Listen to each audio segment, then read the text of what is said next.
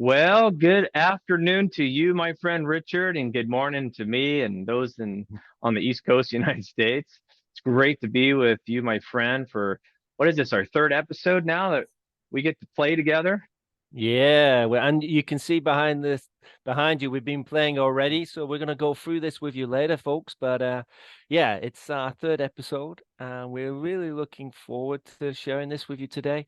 It's been a lot of fun. We've been exploring ideas and the ways of what we're going to express for this episode. So Steve and I have been texting and talking to each other across the pond, and we've come up with this idea that we like to have these two distinctions for you, which Steve's going to highlight later on because he's got the wonderful chart behind him.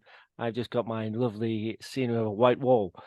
So, without further ado, welcome everyone, and we hope you enjoy the conversation and look forward to hearing from you later afterwards. So, Steve, Yeah. let's go ahead. Thank you, Richard. And I wore my favorite shirt today Ah, that due to up. my kids. Beautiful. My kids love this shirt, so I figured I'd wear it today because it reminds Well, me. I thought I became a bit of a lumberjack guy with the shirt, so I love I'm that. Did sharing you my you didn't even know my dad was a lumberjack for 40 years in no, Montana, did you? not at all. Wow, that kind of brings me home to growing up, my friend. Wow, and I was one of the things I was thinking about with you this morning is, we had some beautiful conversations across the pond. In our first and second episodes, we really covered, this idea of engagement and culture. And I was curious to see, as we reflect on that, anything that's come up for you since then, either in your own insight or just people that we've shared it with, you've come across, and maybe there was moments of insight or moments of reflection that have come from that. Yeah, I think, it's interesting how we think that culture is in that way, and we think that this is how it is. But actually, when we start to just slow down and notice how people react and interact, we start to see how the culture moves around an organization, but also in a team as well. It could be a team of policemen, it could be a team of footballers, it could be a team of sport, any sport, it could be a team of just, you know, just general guys who meet up and how they create their culture in a men's group or even a ladies group. It's partly of how we're showing up, Steve, and how we're being with each other, but also how you are committed to making a difference in that organization or within that group. And it's part of the being, part of the doing, part of the makeup, I would say, of us as human beings, because it's never going to be always that way. But, the culture does evolve around certain, I would say, values. Hmm. And we talked about that. You said you went into an organization where one of them was having fun. And it was clearly written on the wall, having fun. And you remember you sharing me that you asked the question to the lady as you were walking around. And she said, "Oh yeah, we have a lot of fun here. We make sure that we have fun. It's important that we have fun." And it was interesting when you were saying how that expression, that wording came from that lady that was enforcing their values, Mm. Hmm.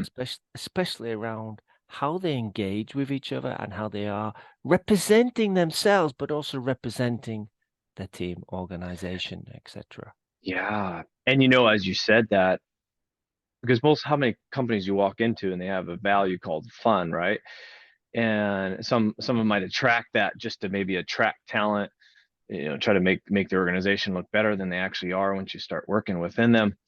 And so, and we'll talk about this a little bit today, of this idea of being in the head versus the heart. And that's what I was asking. Is like, is this just a thought that we're having fun, or is it a real heart's intention and a real desire of being and building fun into our organization? Because I asked her, what does that look like on a daily basis? If I walked in here and I'm just, which I was yesterday, I'm this Mr. Nobody, and I go, would I experience fun if I walked around, I saw people smile, and how would I know that you're having fun? Versus, yeah, we're built on this foundation of fun. It's one of our pillars. Yeah, And then I yeah, see people not looking like they're into their job, maybe mindlessly on their phones, can't even tell me what the mission of their organization is, don't even, right, waiting for the to clock out and go home. Like, Yeah. what does that sound, feel, and look like? Right? What does that look like? And I love how you presented this last time, and I hope that people caught on to that. Of culture is it's a living, breathing document. I carry it with me wherever I go. It's not this mystical idea of, wow, we're trying to build this culture to be something that's an external base. It's a real internal shift. And I want to lean into that a little bit more today from this idea of coming from what is it when our heart is speaking, when we're coming from our heart versus when we're coming from our head. All right, we'll kind of dive through. This is for myself and for those that have maybe ADHD out there that get all over the place. This kind of helps me keep on track, right? And those that are visual learners, me and Richard were talking about that. I said, a good large percentage of people love to look at something and it keeps our minds kind of on track in our thought process. But when I think about this idea, as you mentioned, I love how you started that, Richard, with the fun, right? It's like we talked about engagement in culture. It's live, it's breathing, it's in us. And notice that part right there in the head, our thinking, our thoughts, versus the heart, the actual living of that. You mentioned desire, the intentionality behind that. And when I thought about this, when I think about in the mind, how much our mind creates complexity,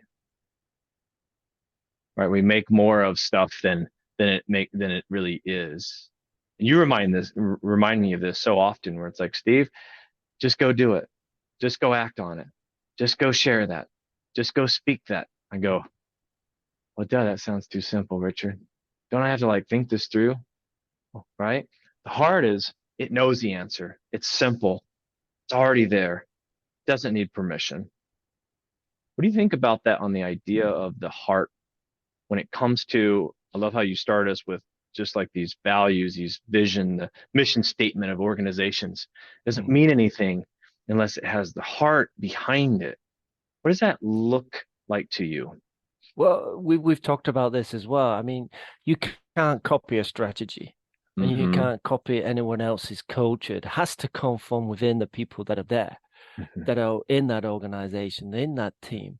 We talked about Pete Carroll from the NFL, where he actually got the players to write up the values because it's part of them as well, and that's how they create that culture. But going back to your diagram there, the mind is a wonderful tool and Hmm. it's beautiful because it's bigger than the internet. It's an amazing tool to have in our Hmm. system, and it's so fantastic to tap into. Yet we've got to recognize, we've got to observe what's going on, and when we notice that we're creating that complexity, is actually, as we talked about, that observation of just, hey, what's going on here? And just kind of stopping ourselves. And as you said, that simplicity of connecting again, is that really what I wanted to do right now? Is that something really that's of value for me right now? And that you can call it a gut, a heart, whatever intuition, whatever wording it is for you. But, you know, just that Mm. noticing of, hmm, yeah, that's not really my thing at this moment in time. So I Hmm. noticed that it was my head or my thoughts creating that confusion because it just created them threads of words and I'm trying to mix and I'm trying to pick them up together. But the simplicity, the listening to that heart, noticing that it's guiding us, Mm. noticing that, it's not a spiritual, it's not a, it's just, it is. We've had that intuition. We've had that understanding since we were born, that intuition to do things, to pick things up, to be who we are has come from that intuition. And hopefully these episodes are allowing you to understand, we can come with our understanding, but you've got your own understanding about how life is working out for you.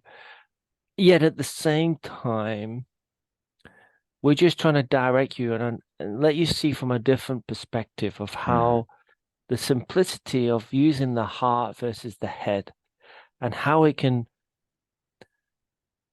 evolve and allow you to be authentic, be who you are.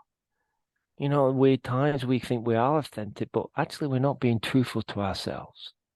Yeah, I love what you said there. It's, am I the same person on and off the field? Meaning at work, home, the community, am I the same person? I got that from the engagement. We talked about engagement and culture. It's almost like this heart-centered lifestyle of, am I the same being, same person in all these avenues? Am I showing up the same, or am I holding back? Am I hiding something? Am I people pleasing? Which a lot of our audience does. I do too, right? Me too as well. I'm putting my Yeah. hand up there. Yeah. Am I fearful to share something and to reveal something, right? This idea of vulnerability. It's it's this level of, can I be, is it going to be okay being myself in this situation? Same thing I asked to that culture where they want to have fun was their value. I go, wow, it sounds like people can really be themselves here. Sounds like you got a really cool thing going on embedded into your teams here. This sounds like fascinating, right? Because that idea of, when I see that, I see an openness, right? As you're Yeah, going down, I see yeah, this openness versus a close, kind of this openness to learn. And I think about this curiosity. We talked about being observant. I love how you captured that so well, and diverse. Right? These issues of diversity yeah, today, equity and yeah. inclusion comes up a lot, but really it's this, I'm empowered through the by being diverse to being open to hearing and learning and receiving from others. When I'm heart centered, when I'm head focused or head centered, oftentimes, as you see, we're more closed off, right? We're not as curious. We're a lot more convinced already. I'm already convinced. I'm already, there's almost like, instead of observant, I'm more unaware of what's around me. I'm closed off to see what could be the answer right in front of me. And I line myself to people and ideas or things that are alike or similar to me versus being diverse and opening myself up to learning. So I noticed, I was curious from you on this idea. When I'm open to allow others to teach me. When I'm closed, I am trying to teach others what I know. You ever heard this phrase? I know that, Richard.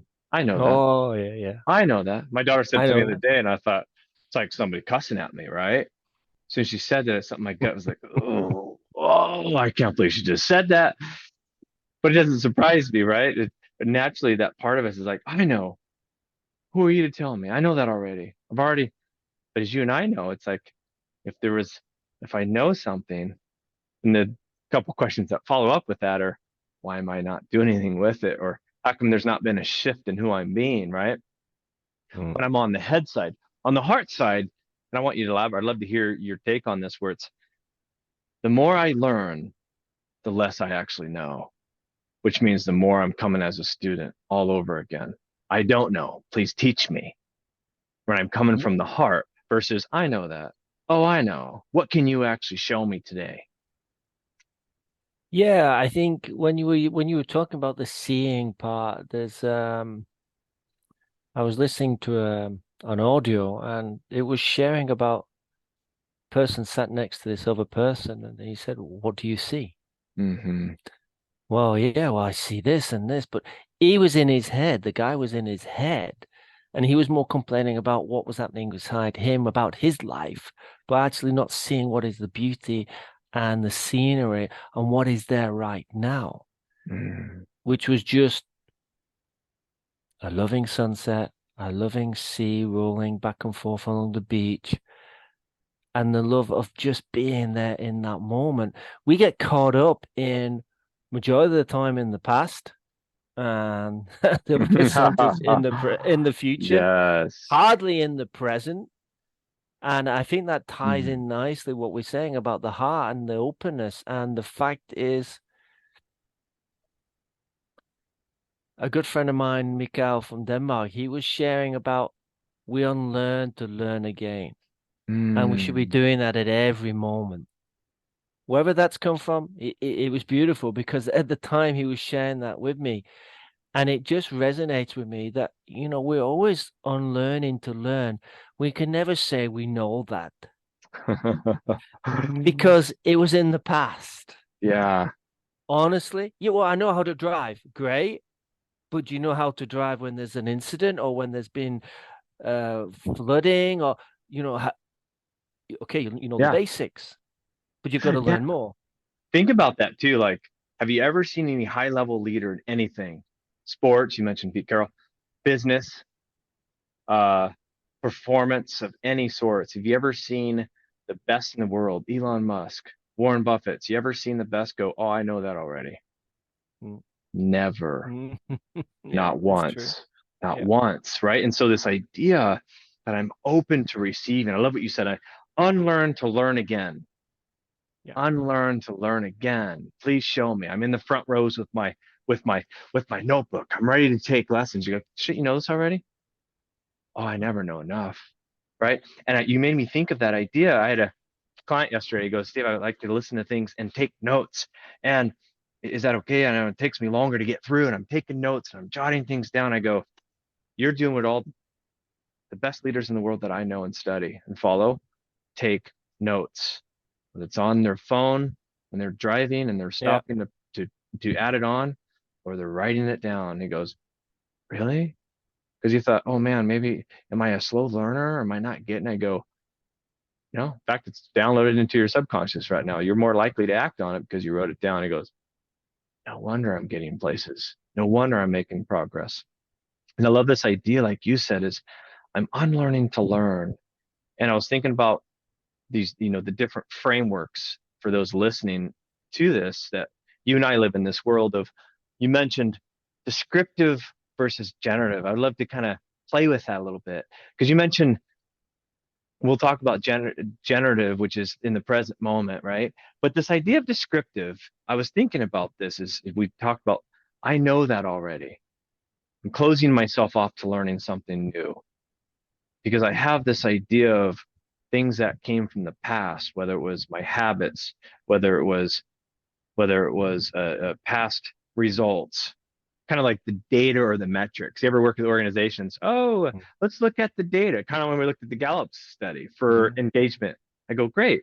Data is wonderful, but doesn't give us anything to play with if we don't actually create something from it. But descriptive language, this place of, I'm coming from this place of history. There's a belief system in there. There's a story. You mentioned story. There's a narrative played out because descriptive language is describing what already was.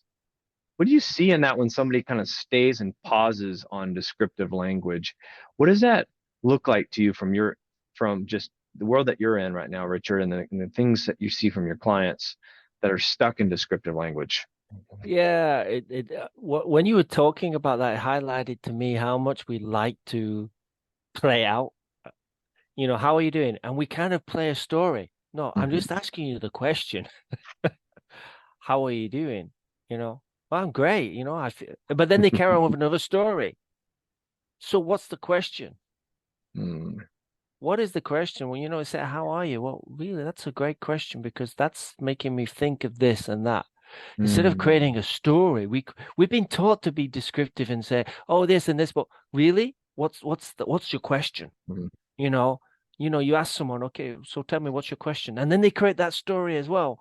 No, what is your question? Let's mm, be clear.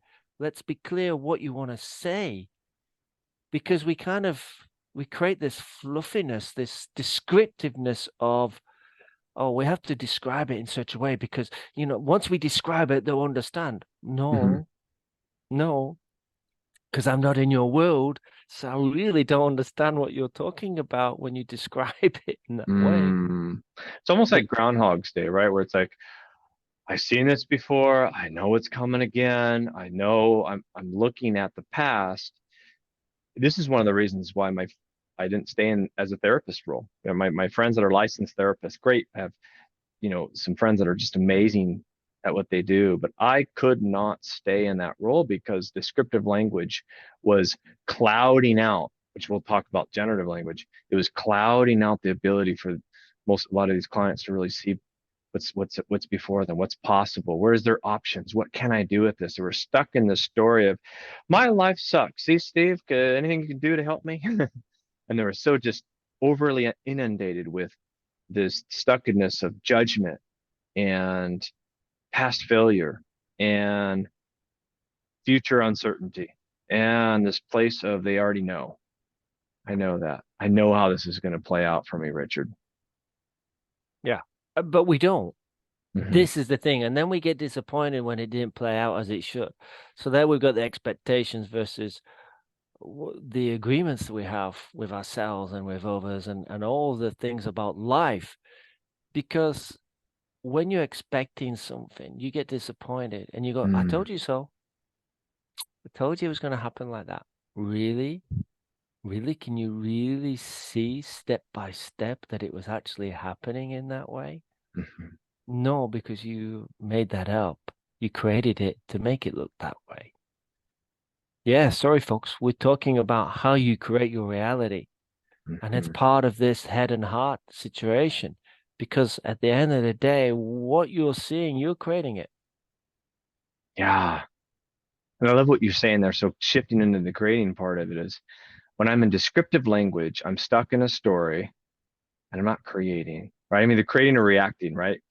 Yeah. And this idea of I'm here, I'm reacting to what shows up in front of me based on a past narrative. Yeah. Now shifting gears to the heart sees possibility. The heart needs All no the time. apologies, right? All the time. And we think about this from a generative. When I think of generating, I'm trying to start my lawnmower, which didn't start up the other day. I'm like, asked my neighbor this morning, can I use your lawnmower? Generating energy. I'm trying to start this. I'm starting something. Notice what's in that. There's action. I'm Yeah. creating. I'm in momentum, right? Well, my lawnmower is not momentum at the moment. It's just sitting there dead. But when I'm generating something, I'm putting power and intention and energy and beauty into the moment. Because when I'm creating, I can't be depressed and anxious at the same time, right? It's kind of like gratitude. Oh, I'm happy. This is why, like when people hike or they go to Disneyland or wherever it is in Europe that people like to go, you might know better than that. But when you're hiking, you don't see like we talked about last time, happy trails or the happiest place on the planet is Disneyland. Well, that's a thought that it's the happiest place, right? Because I For made that it, person, for right? that person, I made it the happiest place because I generated it to be such. And when I'm in the present moment, I love what you said there. When I'm in the moment, when I'm not in this story, I'm in the beauty of it now. When you see that I'm generating something, what's some of the ingredients, some of the ingredients that come with that? When I'm generating something new, something of fresh, something that wasn't there already, maybe it was in the sense of descriptive language isn't bad when acted upon with generative language. Descriptive language in itself just tells us data. That's it, right? But generative language, it breeds like an art, a beauty, a creativity, a sense of there's a sense of value into it now because we're generating something. Tell me more about this because you speak it into me so often, Richard. You probably don't even know it when you're like, why don't you act on that? That's a great idea. Why don't you go share that? I'm thinking, oh, well, that was easy. Why didn't I think of that? well, what I think you're highlighting there is okay, we're saying it's energy, whatever it is, it's just that momentum of seeing Mm, it from a different perspective. And the feeling that's connected with the thought of that means,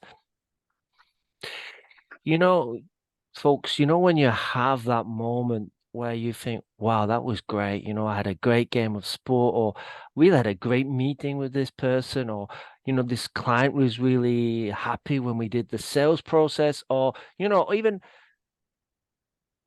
just saying, I was in London, folks, and I was waiting, my children were walking around, and I'm just sat outside a shop and I'm watching people walk by, and I could see all the different characters. I could see all the different actions, how they were all interacting. And I just stood there smiling. just smiling and just visually having contact with these people. And every time they looked at me, saw me smiling, they just smiled back, or they glanced and they smiled back. I wasn't asking for anything, yet I was receiving so much of their presence in Mm, that moment, of that energy, which mm, filled me to continue doing it all day. And isn't that interesting that mm, that just came about by me being present, generating, observing, whatever we used to say, the situation, slowing down to what it was, and just that appreciation, the knowing that, you know, I'm grateful that I'm here, but I didn't yeah. have to express it in any other way apart from just a smile and the eye connection with people as they pass by. And it Wow. changed everyone. Isn't that powerful? Like an active presence. You made me think of this quote, my favorite quote. And I might have shared this with you before, but it was this idea of curiosity. When I'm noticing others, I'm smiling, I'm taking notice and observing them. This idea of curiosity is the most powerful force on the planet. When I'm curious, I'm smiling. We talked about this in engagement and culture. When I'm curious, I am smiling into another person's soul. This window of where I'm coming from is from my spirit, right? And oftentimes, if you can see down on the bottom there, this idea, if you can see it on this idea of ego, we haven't talked about control yet, but this ego led versus spirit led. With ego, when you see this come and play in the head, I have places to go, things to see. I'm either stuck in my past or I'm anxious about my future, but I'm not in the moment. This heart connection, like you mentioned, sitting and observing. I see this acceptance, Yeah. this awareness, almost like an agenda-free space to just be a human being. Yeah. I'm Just be. enjoying life's uh life's abundance that's given to me right now. I need nothing to make me happy. Happiness recited from within me, just basking in the presence of smiling at other human beings and sitting here noticing them. I needed nothing financially.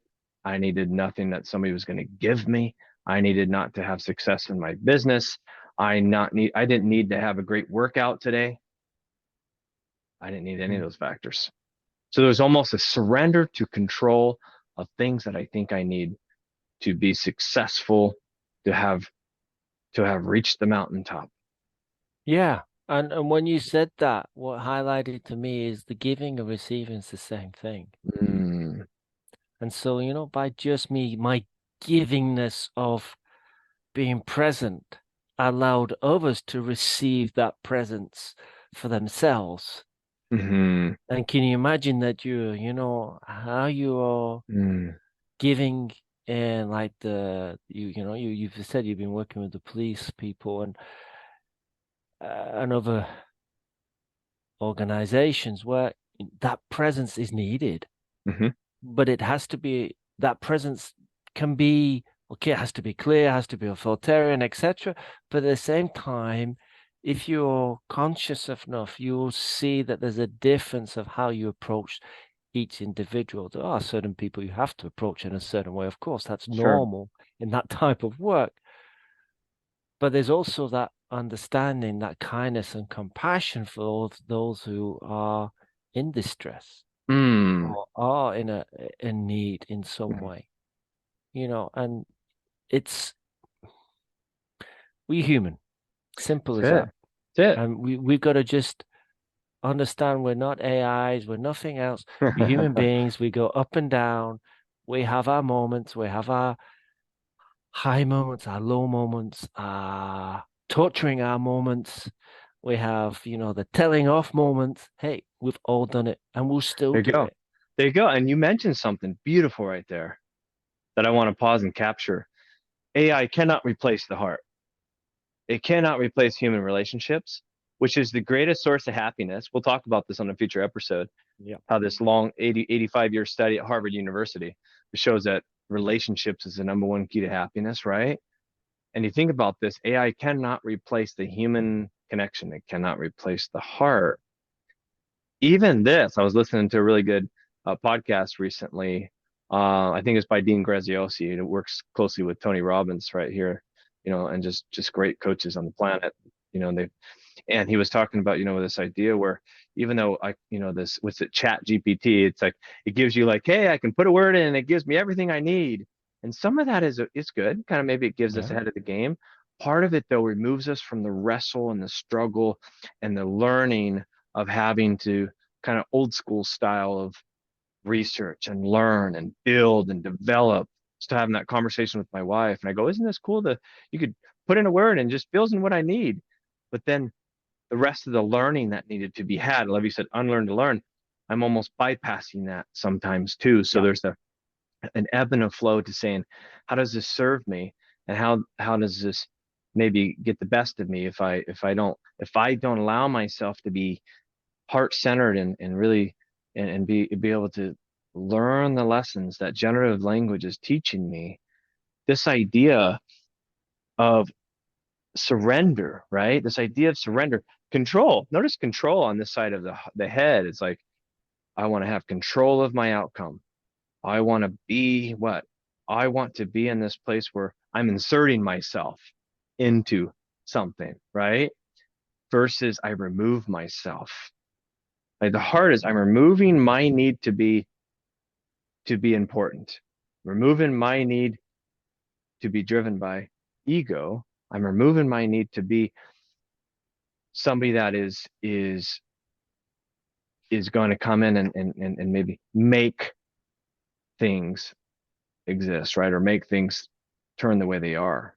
Came back into with when I'm working with my friends in the police department. They've had to shift the old school way of control and coerce and manipulate into I have to actually engage and have a conversation and be actually like the people that I'm actually maybe putting, arresting or putting behind bars, or I have to actually see the value in them as a human being instead of just as you're a criminal and you're not good for anything. There's a shift in the heart of I see value in you, but I have to see value in me first. You and I know we've done a lot of being coached on this. And this idea of coming from the heart is this surrender, this surrendering to I don't need to be important. I don't need to have anything other than I'm here smiling. Like you said, love that. I'm here smiling at the people around me. I've run into some CEOs to give you an example on stories. Maybe you can elaborate.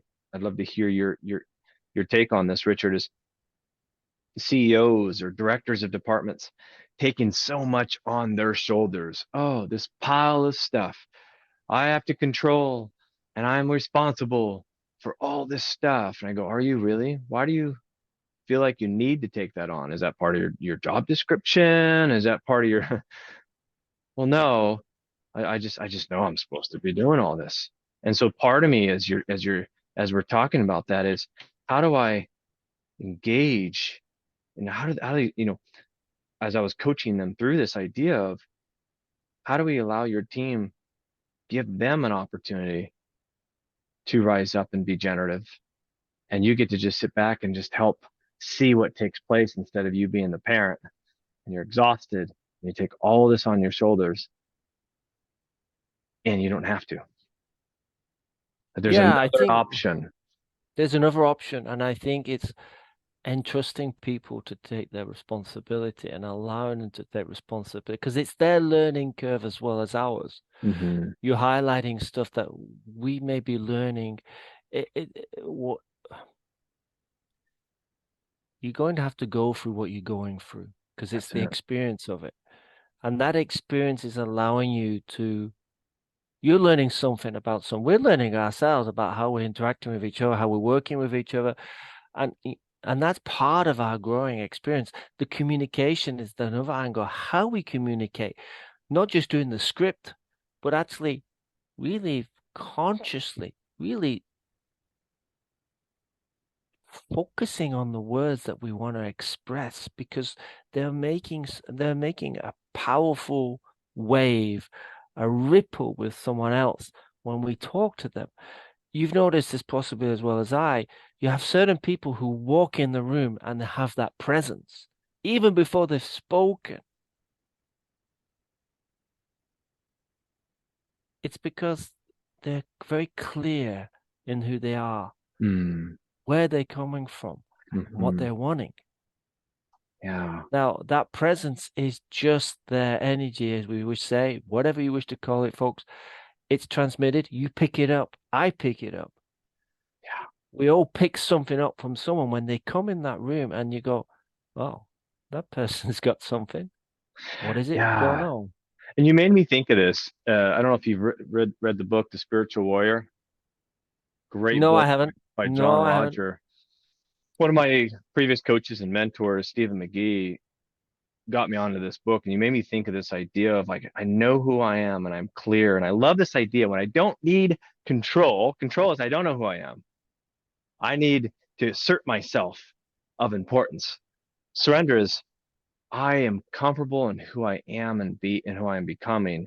I don't need to seek worthiness outside of myself. And I love this idea as John Roger talks about this idea of surrendering control. At the roots of our emotional addictions is our belief structure, which continually undermines us by telling us two things. One, that we will be alone or abandoned. So think about this in leadership or relationships. Or two, that we will lose control of reality.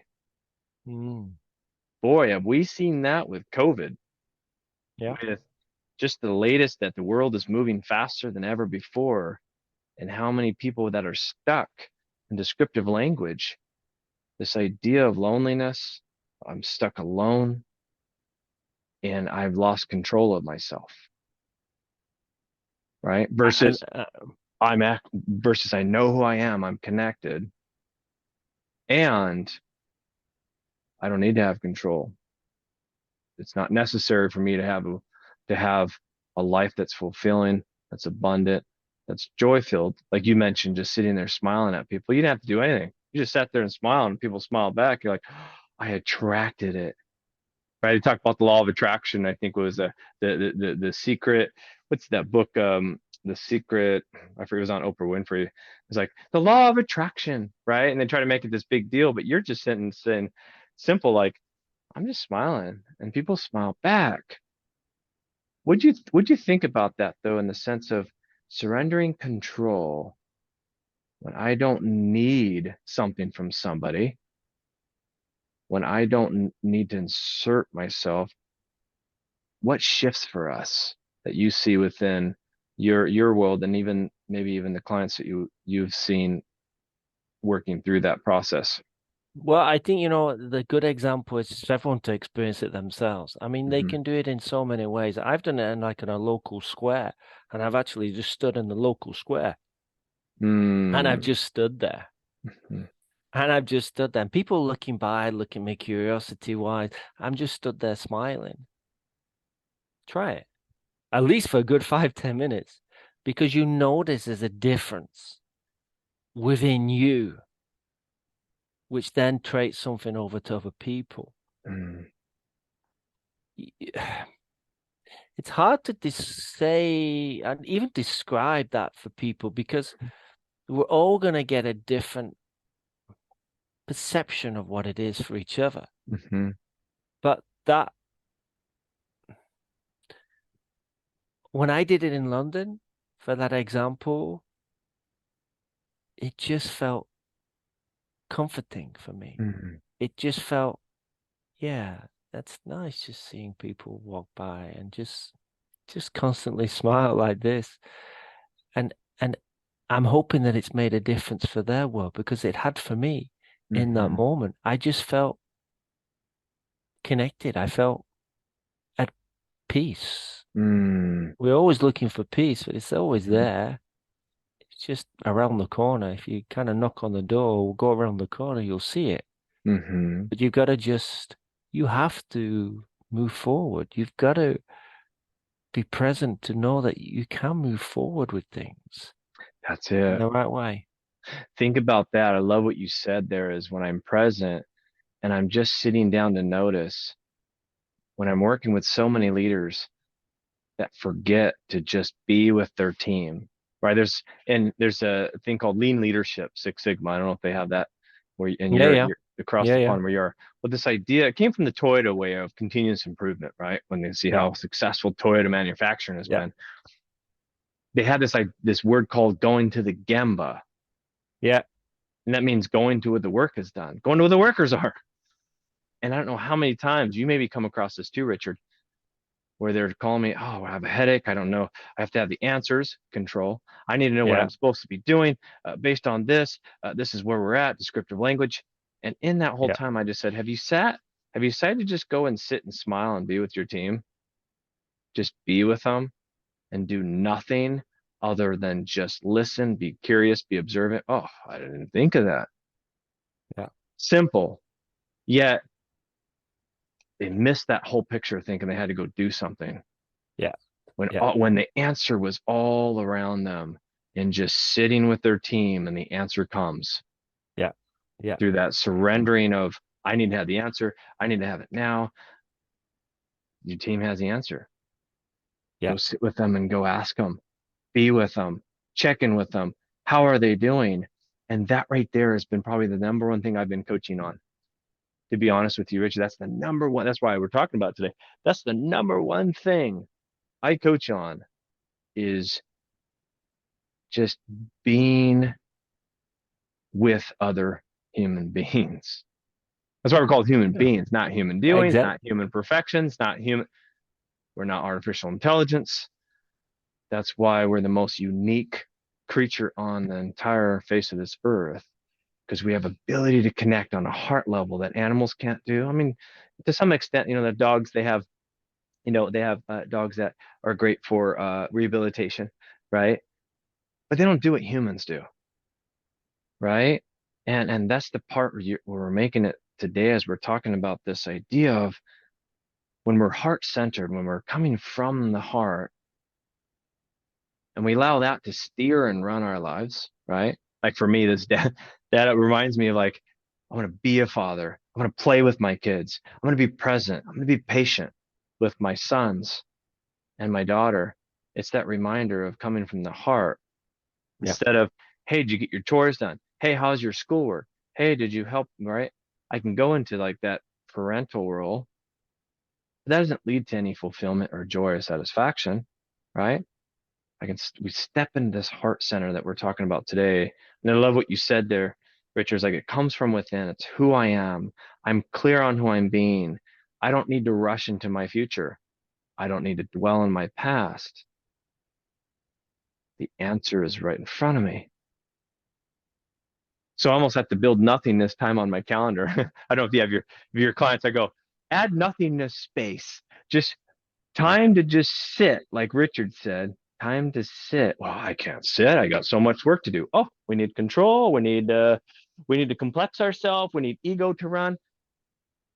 Oh, can we shed that? Can we switch that? And it's a daily, it's a daily thing. That's why you and I both get coached, and that's why we coach others. It's a daily reminder of, wouldn't it be nice to kind of live down this column of heart, living from the heart? yeah, Oh, yeah. what would that be like? We have glimpses of it, and the more we become understanding of where it all comes from, Mhm. we get more and more because we get tested more and more, but we kind of rebound, they have resilience, whatever words we wish to say, that we kind of attune ourselves to the right radio station. I know University of Santa Monica, they call it the love radio, or the tuning into the love station. And it is about that. It's about tuning in to yourself, not Mm. anyone else, just tuning into you, as you said, and noticing where you are you in the past, in the present, or in the future? And it was beautiful how you concluded that part of just sharing that we have them moments coming from the heart. Want to have more? Yes. You sure you're gonna have this? Yes. You want to like the experience this? Yes. Yes. Yes. Because once you get that experience, it'll keep coming to you more and more. and you're able to then complete things for yourself, not for others, for yourself. We're not here to uh, help others overcome things that are internal to them, but we can help support them. We can help guide them in a way that allows them to take that next journey, to take that next foot along the path, Yeah. because we're all on our journey. It's not the destination, it's the journey to it that is allowing us to really move forward in life. Yeah. And I think that's what people really truly want, as you and I know. At the end of the day, we want to know that we're just accepted as we are, loved as we are, appreciated as we are, that we lack nothing, needing nothing to prove ourselves worthy. And I hope that this kind of brings that sense of we're all valuable and uniquely gifted in our own way, and we allow ourselves to come from the heart. We're just amazing, beaming human beings. But when we let head control us, we're stuck in anxiety and depression and fear and ego and trying to get into tomorrow and focus on our yesteryears, our glory days. We can start stripping some of that piece by piece, bit by bit. And so I hope today's conversation across the pond, uh, you know, something that hit you there that was able to be helpful, something that added value to your life and your relationships and the people around you, but ultimately yourself and you're at the heart level. And we're looking forward to seeing you in future sessions. We got some great things coming, don't we, Richard? And Oh, yeah. we're gonna we got some great stuff coming ahead, but really making almost like peeling back the curtain, or I like to say cutting, getting to the deeper layers of the artichoke. Yeah, not the onion, because there's nothing special in the middle of the onion, but it's the artichoke. And Stephen McGee taught me that one. It's like some beautiful heart in the middle, yummy, dipped with some mayonnaise. In the middle of that, there's something beautiful. So we're going to continue to unpack and peel back the artichoke bit by bit, conversation by conversation. And so, definitely please stay tuned for what's to come. But if this area of heart-centered leadership is something that resonated with you today as well, you know, connecting with Richard or myself, we'd love to be able to help you with that, work through that. It's what we do for a living. It's what we do within ourselves. I need it all the more every day. And so we'd love to just connect with you on that, and we'll have our contact information, of course, in the show notes. But until we meet again, though, Richard, man, it's been a pleasure today connecting with you, brother. And I'm looking forward to our next conversation across the pond. Thank you. Me too. Take care, everyone, and we'll see you all soon. All Thanks. Bye right. bye. Bye for now.